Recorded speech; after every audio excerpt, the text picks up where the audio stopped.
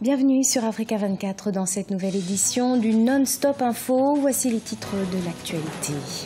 Un discours ferme du président malgache Eri Ranjoanariman-Piane après les affrontements survenus ce samedi lors d'une manifestation de l'opposition. Le chef de l'État a mis en garde les protestataires contre une déstabilisation du pays. À suivre également, la communauté médicale africaine se mobilise contre le cancer du col de l'utérus, une maladie qui pourrait faire près de 443 000 victimes d'ici 2030. Et puis, retour sur le festival des musiques urbaines d'Anoumabo à Abidjan en Côte d'Ivoire, au programme des concerts, mais aussi un espace de solidarité qui permet de recueillir des dons afin d'aider les enfants en difficulté. L'opposition malgache dans les rues d'Antananarivo ce 21 avril pour protester contre les lois électorales qui ont été votées. Ce 4 avril, une manifestation interdite par les autorités qui a donné lieu à des affrontements avec les forces de l'ordre. Le président s'est exprimé suite à ces événements. Il parle d'une tentative de coup d'État. Les précisions, Aïssatou Diamanka Besland. C'est un discours de fermeté qu'a prononcé le président malgache R. Ranjoanariman-Piane après les affrontements meurtriers entre manifestants et forces de l'ordre à Antananarivo ce samedi 21 avril 2018. Le chef de l'État a lancé un avertissement aux manifestants en promettant une réaction des forces de l'ordre si la situation venait à se reproduire, des événements que le président a d'ailleurs qualifiés de tentatives de coup d'État. Ce qui s'est passé samedi dernier correspond tout bonnement à un coup d'État. Madagascar est un État de droit. De ce fait, je lance un avertissement aux fauteurs de troubles, aux provocateurs, qui n'ont pour but que de faire couler le sang. L'État malgache va prendre les dispositions nécessaires. J'invite les forces de l'ordre à prendre leurs responsabilités pour défendre cet État de droit et la démocratie, et ainsi faire leur devoir de protéger les civils et leurs biens. Les manifestations découlent de l'adoption très controversée des récentes lois électorales à l'Assemblée nationale. L'opposition dénonce le durcissement des procédures de révision des listes jugées trop lourdes et trop coûteuses, mais également certaines dispositions jugées anticonstitutionnelles. Ainsi, avec la nouvelle loi, le délai de campagne a été raccourci à 7 jours, délai trop court, voire impossible selon les députés de l'opposition pour faire campagne. L'opposition reproche principalement à l'État de les empêcher de se rassembler déjà, contrairement aux règles démocratiques comme ils disent. Ils ont déposé 214 amendements sur les 441 articles du Code électoral. Les questions de transparence des fonds de campagne, mais aujourd'hui en fait les reproches et les revendications se focalisent principalement sur le fait que du sang a été versé. Même si le dimanche 22 avril, le calme était revenu dans la capitale malgache, les députés de l'opposition comptent poursuivre leurs manifestations dans les prochains jours, et ce, jusqu'à la démission du président de la République. Le taux d'inflation en baisse en Afrique du Sud, des statistiques officielles publiées ce mercredi 18 avril par les autorités qui font état de 3,8% en mars 2018, le plus bas depuis 7 ans. Néanmoins, le produit intérieur brut du pays devrait progresser de 1,4% en 2018 selon la Banque mondiale. On fait le point avec Gladys Mwamba. 3,8%, c'est le taux d'inflation le plus bas enregistré par l'économie sud-africaine depuis 7 ans. Cette tendance se situe dans le bas de la fourchette de 3 à 6% fixée par la Banque centrale. Il s'agit de la conséquence directe de l'atténuation de la sécheresse qui a longtemps touché les productions agricoles. Les résultats meilleurs que prévus en matière d'inflation au cours de ces derniers mois renforcent les arguments en faveur d'une politique monétaire accommodante. Cette nouvelle baisse enregistrée en mars 2018 devrait stimuler une réduction des taux directeurs par la Banque centrale et remettre sur les rails l'économie sud-africaine entrée en récession en juin 2017. Les autorités sud-africaines misent désormais sur une stabilisation du niveau de l'inflation à 5% d'ici à 2020. Oui, dans l'immédiat, il y a eu la baisse du taux directeur de 6,5% de la Banque centrale, ce qui permet aux banques d'accorder des facilités de crédit à un taux moindre et aux entreprises d'emprunter auprès des banques à des taux d'intérêt moindres, espérant ainsi relancer justement les investissements et la production économique. L'arrivée au pouvoir de Cyril Ramaphosa en février 2018 a su rassurer les investisseurs.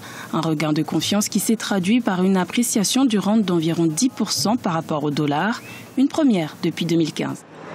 La semaine africaine de vaccination s'est ouverte ce 23 avril, une occasion pour la communauté médicale de faire le point sur le taux de prévalence croissant du cancer du col de l'utérus sur le continent. Les décès dus à cette maladie dans le monde pourraient se chiffrer à 443 000 en 2030, avec une forte incidence en Afrique. Le point Corinne Kamse-Ferhem. Selon des projections confirmées par le Centre du virus du papillome humain, en 2030, le cancer du col de l'utérus sera la cause de 443 000 décès, avec un taux impressionnant pour les femmes au sud du Sahara. En Afrique, le cancer du col de l'utérus avec le cancer du sein et le cancer primitif du foie sont les plus répandus. La 8e semaine africaine de la vaccination, qui se déroule du 23 au 29 avril, donne le prétexte pour plus de sensibilisation. Si les femmes peuvent se soumettre à un dépistage systématique annuel des lésions précancéreuses du col, on peut, je crois, parvenir à réduire cette incidence-là. Avec le coût élevé des examens qui sont directement supportés par chaque malade dans notre pays et aussi le manque d'infrastructures sanitaires proches des populations. À côté du vaccin préventif, il y a la chirurgie, la radiothérapie ou encore la chimiothérapie qui aident à la guérison. Cependant, le cancer du col de l'utérus est généralement asymptomatique, ce qui retarde le dépistage dans de nombreux cas et compromet le processus de guérison. Les cas de maladies les plus répandus sont répertoriés chez les femmes du Malawi, du Kenya, de la Zambie et du Zimbabwe. Pour le Centre du virus du papillome humain, cette forte prévalence du cancer du col de l'utérus entrave les progrès réalisés dans la réduction de la mortalité maternelle et l'amélioration de l'espérance de vie en Afrique. Au Cameroun, on estime qu'on a environ 3 000 nouveaux cas de cancer par an. Et si on a sur 3 000 nouveaux cas chaque année, environ presque 80 à 90% qui vont décéder parce qu'on les voit en stade où la lésion a envahi pratiquement tout le bassin. Véritable problème de santé publique, le cancer du col de l'utérus nécessite une mobilisation d'urgence. Plusieurs initiatives, à l'instar du Consortium africain de lutte contre le cancer du col de l'utérus ou encore la Fondation Sylvia Bongo Ondimba pour la famille, œuvrent depuis plusieurs années à la réduction de l'incidence de mortalité de cette maladie en Afrique. Dans le reste de l'actualité, l'artiste français soprano en tête d'affiche du Festival des musiques urbaines d'Anoumabo 2018, un événement qui allie musique et action sociale en 2011. Une école publique a d'ailleurs vu le jour en Côte d'Ivoire grâce aux retombées du festival. Et c'est la classe de CM2 qui est devenue cette année la promotion soprano. Hortense Assaga et Olivier Conan se sont rendus sur place et ont recueilli les propos d'Al Safo, leader du groupe Magic System et organisateur du FEMUA. On l'écoute.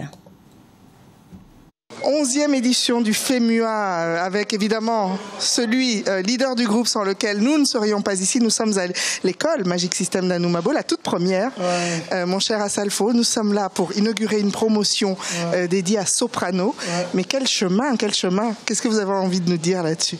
Mais qu'est-ce que vous voulez que je puisse dire si ce n'est qu'exprimer des émotions? Vous êtes témoin de l'histoire, vous avez tous vu cette école se construire et s'inaugurer.